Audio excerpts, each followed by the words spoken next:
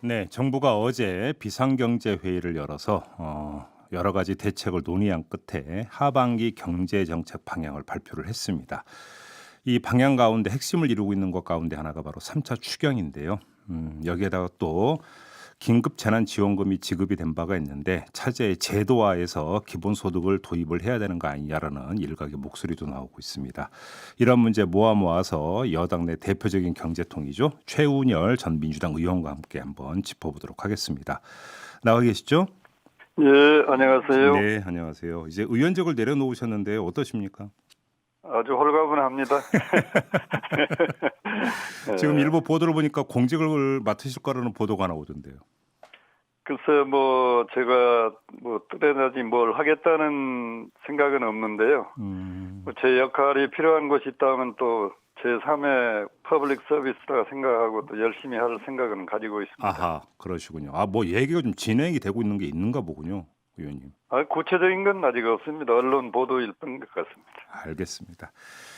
자, 어제 워낙 많은 내용이 쏟아져 나와가지고 여기서 다 여쭤보기 좀 예, 힘들 것 같고요. 아무래도 좀 예, 추경 중심으로 좀 여쭤봐야 될 것 같은데 예, 아무튼 4일에 추경안을 국회에 제출한다는 것 아니겠습니까? 지금 예, 예. 정부 안팎에서 흘러나오는 이야기는 역대 최대 30조 원 규모가 될 거라고 하는데 어떻게 평가를 예. 하세요? 제가 그 코로나19 사태가 터지자마자 정부한테 요구한 게 있습니다. 네, 추경을 포함한 모든 정책 대안을 준비하고 있다. 그때그때 대응을 해야 이 위기를 넘길 것 같다. 네, 그때 정부의 반응은 새 예산에 잉크도 마르기 전에 무슨 추경이냐 이렇게 반응이 나왔습니다만 네, 벌써 네, 이제 네. 3차 추경을 하고 있잖아요. 그렇죠. 앞으로도 3차니 4차니 또 규모가 20조가 적정이냐 30조는 많으냐 이런 걸 논하는 것 자체가 너무 한가한 게 아닌가 저는 그렇게 생각합니다. 왜냐하면 예, 코로나19 위기가 우리 경제에 주는 이 파장이라는 게 아무도 정확하게 지금 예측이 안 되는 거거든요. 네, 그리고 지금까지 나타난 그 데미지의 크기를 보면 한 20 내지 30% 정도가 나타나지 않았을까 이런 예감이 들기 때문에 네. 앞으로 3차 추경도 가능한 한은 충분한 양을 준비하고 있어야 되지 않을까. 어, 특히 충분한 양이 필요한 이유가 이게 이제 잘 통과돼야 6월 말이나 7월 초지 않겠습니까? 네. 이제 8월 들어가면 바로 내년 예산을 준비해야 됩니다. 아, 그렇죠. 예, 예, 예, 예. 내년 예산 준비하는데 또 추경 얘기하기는 어려운 거고. 그래서 3차 음, 추경 때 할 수 있는 대로 최대한의 자금을 확보하고 이 음. 위기 국면을 대처하는 게 필요하지 않을까 그런 생각을 가지고 있습니다. 그러면 지금 말씀을 정리를 하면 사실은 이번 3차 추경이 올해 마지막 추경일 가능성이 높다 이렇게 보시는 거네요. 추경으로 보면 그럴 가능성이 많죠. 네, 그렇게 예, 본다면 최대한 어떤 많은 양이 풀려야 된다고 이제 보시는 거고요. 예. 예. 그런데 이제 지금 문제는 많은 양을 확보하고 있다가 네, 위기 국면이 이제 나타나면 그때그때 음흠. 투입을 해야 되기 때문에요. 네네. 예. 그런데 문제는 어디에 쓰느냐도 중요한 문제 아니겠습니까? 어떻게 보세요? 그렇죠. 이번 추경의 그 쓰임새는 한 세 가지로 크게 정리를 했더라고요. 예, 우리 성장률이 금년에 이제 마이너스까지 예상이 되지 않습니까? 그렇죠. 그렇게 되면 기업의 이익도 엄청 많이 줄어들 테니까 금년 예산 편성할 당시에 세수 추정 규모보다 금년의 세수가 굉장히 줄어들 겁니다. 아, 예, 이 부분을 메꿔야 되거든요. 그걸 세입 경쟁이라고 합니다. 네, 그 부분, 그 다음에 1차, 2차 추경 때 소상공인 중소기업, 중견기업에 지원한 부분이 또 굉장히 지금 부족하다고 나타나기 때문에 네, 여기에 대해서 어떻게 더 지원할 건가. 그 음흠. 다음에 우리 주력 기관 산업, 항공이라든지 해운이 지금 굉장히 어렵잖아요. 예, 이런 기업들이 파산 상태까지 가지 않도록 계속 유동성을 지원해 줘야 되는데 거기에 예, 지원하는 문제. 예, 그다음에 이제 기업들이 어려우니까 지금 고용이 해고가 많이 일어나고 있잖아요. 그렇죠. 그래서 이런 해고된 분들의 고용 안전망, 음흠. 그다음에 사회 안전망을 어떻게 구축할 건가. 예. 그리고 마지막 부분이 이 위기를 우리가 잘 극복하면 또 다른 한국 경제에 기회가 올 텐데 이거에 대한 대비해서 한국판 뉴딜 네. 이런 부분에 지금 추경이 음. 지출되는 걸로 편성되어 있는 것 같습니다. 그런데 지금 이제 정부는 이렇게 이제 방안을 짜면서 올해 경제 성장률 0.1%로 잡았던데요. 네. 0.1%도 플러스 성장은 플러스 성장 아니겠습니까? 가능하다고 보세요? 저는 굉장히 낙관적인 전망이다. 아, 한국은행은 이미 마이너스 0.2 정도로 추정을 했잖아요. 예. 마이너스 0.2도 코로나19 위기가 금년 2, 4분기에 어느 정도 마감이 되고 3, 4분기처럼 좀 회복이 된다는 전제인데 만약 이렇게 팬데믹 현상이 주기별로 나타나고 있잖아요. 예, 예. 이 위기가 3, 4분기까지 된다면 한국은행은 금년 성장률을 마이너스 1.8까지 이렇게 보고 있습니다. 오. 그러니까 정부가 플러스 0.1은 상당히 이제 낙관적인 전망이라 저는 그렇게 보고 있습니다. 알겠습니다. 지금 뭐 그 한국판 뉴딜을 잠깐 언급을 해주셨는데요. 이제 뭐 디지털 예. 뉴딜, 그린 뉴딜 이런 뭐 크게 이제 두 축으로 이야기를 하던데 이거를 좀 깎아내리는 쪽에서는 디지털 뉴딜은 뭐 기존의 5G나 이런 것들을 끌어모은 것에 불과하고 그린 뉴딜에는 그린이 없다 이렇게 혹평을 하던데 어떻게 평가를 하세요? 그러니까 이제 이 디지털 뉴딜이라는 게 우리가 옛날부터 해오던 얘기는 맞기는 맞는데 네. 그거를 어떻게 더 구체화해서 전통 기존의 산업한테 이런 5G나 AI를 접목해서 새로운 경쟁력있는 산업으로 탈바꿈을 할 거냐. 네네. 장기적인 주력 산업으로 만드는데 투자가 많이 필요합니다. 어느 정책이란 게 연속성 있는 것도 있잖아요. 새로운 것만 내다 놓고 한다고 뉴딜은 아니잖아요. 예. 그래서 그런 차원에서 좀 이해를 해주시면 좋을 것 같고요. 네. 그린 뉴딜도 사실은 지금 세계적으로 필요한 현상이잖아요. 네. 우리 MB 정부 때 여러 정책 중에 제가 보기에는 제일 잘한 정책 중에 하나가 녹색 성장인데 네. 그 당시 그것이 계속 지속되어 왔더라면 지금 현재 상당히 성과가 나타났을 텐데 박근혜 대통령 때 그걸 또 부정을 해버렸잖아요. 예. 그런 부분을 세계적인 추세, 기후 변화에 대응한 이런 새로운 뉴딜은 반드시 필요합니다. 네. 알겠습니다. 근데 사실 추경이라고 하는 것들이 그러니까 굳이 성격 규정을 하자면 응급 처방 아니겠습니까? 근데 좀 그렇죠. 그러니까 궁극적으로 본다면 어떤 그 우리 국민들의 삶의 팍팍함이 이제 갈수록 더 이제 심해지고 이게 이제 그 일상화되는 게 아니냐. 예. 그래서 사실은 일회성 긴급재난지원금 말고 기본소득제가 도입돼야 되는 거 아니냐 이런 지금 목소리가 나오고 있어요. 근데 정세균 총리 같은 경우는 이게 전국민 기본소득은 어렵지만 청년부터는 도입 가능할 것 같다라는 취지로 이야기를 했고, 근데 또 홍남기 부총리는 부적절하다고 이야기를 했고, 정부 안에서도 약간 목소리가 좀 다른 것 같은데요. 어떻게 보세요? 저도 한 3, 4년 전에 이런 보편적 기본소득 얘기를 할 때는 저도 이런 지하에 너무 빠르다, 한국 실정에 맞지 않는다 이렇게 부정을 했었습니다. 네. 그런데 코로나19 위기를 겪으면서 이게 우리 사회도 생각보다 훨씬 더 빨리 보편적 기본소득의 필요성이 커지겠구나. 네. 이런 걸 지금 실감하고 있거든요. 네. 거기다가 이제 이 4차 산업혁명의 물결이라는 게 일자리가 자꾸 줄어드는 그런 산업의 웨이브잖아요. 네. 4차 산업혁명에다가 코로나19 위기가 이렇게 합해지다 보니까 생각보다 훨씬 더 빨리 일자리가 많이 없어질 가능성이 많습니다. 네. 그러면 정부 입장에서 보면은 궁극적으로 우리 국민으로 태어났으면 최소한 정부는 이분들이 살 수 있게 사회 안전망을 갖춰야 되잖아요. 네. 그래서 저도 최근에는 이제 준비를 해야 될 시기가 왔다. 그리고 제가 한 6개월 전에 읽은 책 중에 하나가 앤드류 양이 쓴 보통 사람들의 전쟁이라는 책이 있습니다. 예. 미국의 그 민주당 대선 후보였던 사람인데요. 네.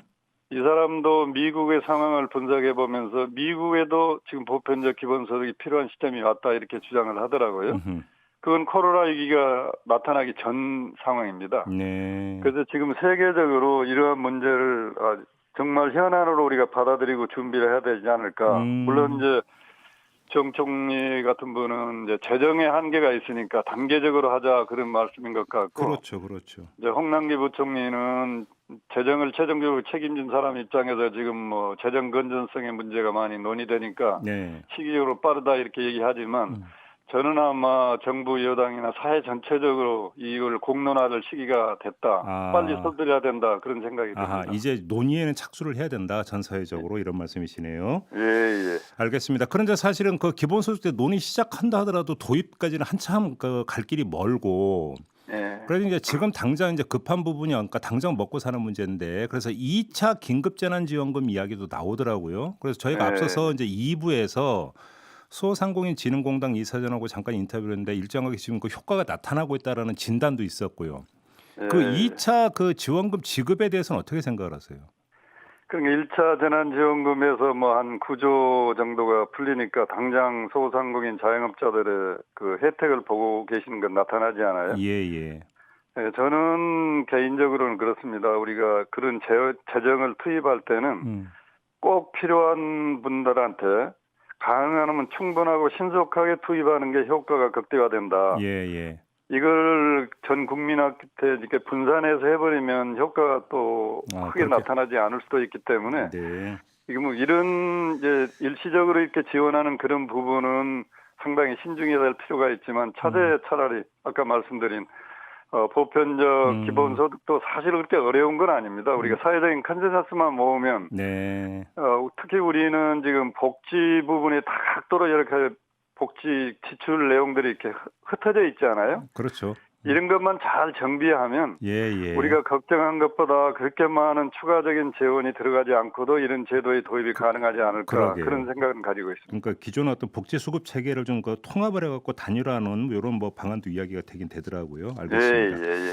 뭐 의원님 저기 김종인 비대위원장하고 그 상당히 친하신 걸로 알고 있는데요. 최근에도 네. 좀 얘기 나누고 계십니까?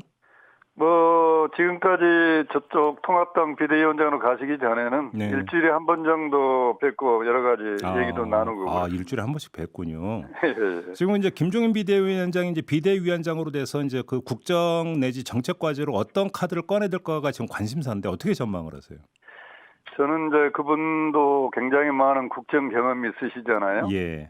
특히 또 공부하실 때 재정학을 공부하셨기 때문에 네. 이 위기를 어떻게 극복해야 된다는 굉장히 좋은 아이디어가 많이 가지고 계실 겁니다. 그래서 이 과거의 통합당 지도부와는 다르게 네. 굉장히 정부 여당과 호흡을 맞춰서 아마 이런 문제도 풀어가시지 않을까 그런 기대를 해봅니다. 그래요. 뭐 기본소득 그 이야기도 나올 거다 이런 전망도 있던데 그렇게 읽고 계세요? 그런 얘기도 저하고도 한두 차례 나눠봤는데요. 네.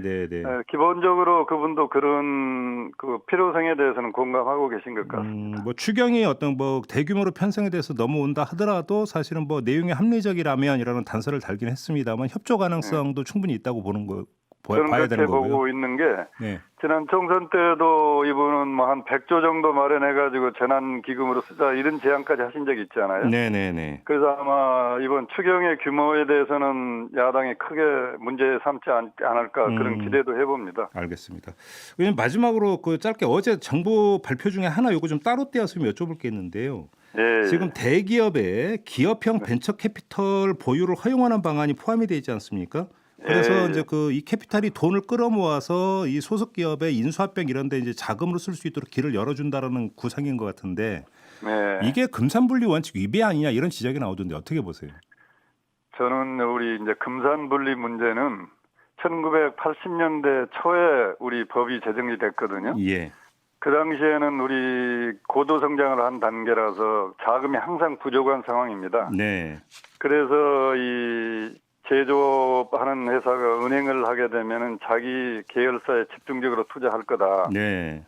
거기서 이제 사금구가 될 위험이 있다. 그래서 만든 게 은산분리 정책입니다. 예. 근데 지금은 30-40년 지난 다음 우리 사회 전체적으로 보면 자금의 초과 공급입니다. 초과 수요가 아니라.